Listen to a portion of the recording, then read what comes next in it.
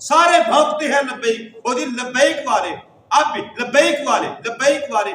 اور لبیک بھڑوو، گندی ماں کی گندی اولادو،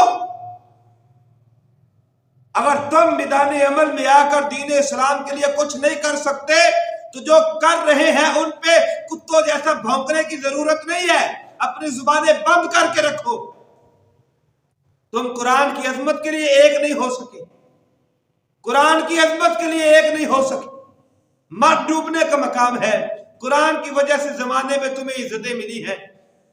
قرآن کی وجہ سے جبے پہن لیے، دستارے پہن لی، مدرسے بن گئے، جناب کوٹھیاں کارے لے لی۔ عجیب بات ہے، سارے ان لوگوں پہ میں لعنت بھیجتا ہوں جو لوگ قرآن کی عظمت کے لیے نہیں بول سکے، قرآن کی عظمت کے لیے احتجاج نہیں کر سکے، قرآن کی عظمت کے لیے میدان عمل میں نہیں آ سکے، اور پھر تم لبیک والوں پہ بھونکتے ہو۔ اپنی ٹینٹیں بند کرو، اب تمہارا پتہ چل گیا ہے، پیرو، مولویوں، وہ دیوبندی ہو، وہ وہابی ہو، وہ شیعہ ہو، بے شک وہ اہل سنت بریلویوں کی اندر چھپی ہوئی کالی بھیڑیں کیوں نہ ہو،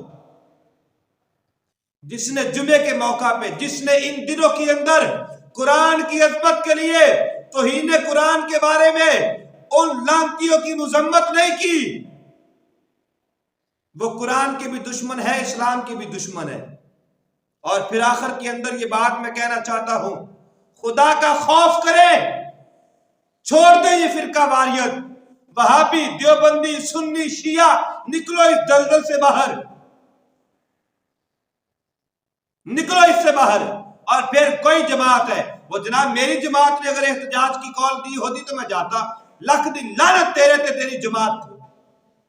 اور تو اب بھی احتجاج کی کال کا انتظار کر رہا ہے، میری جماعت دے گی تو میں جاؤں گا۔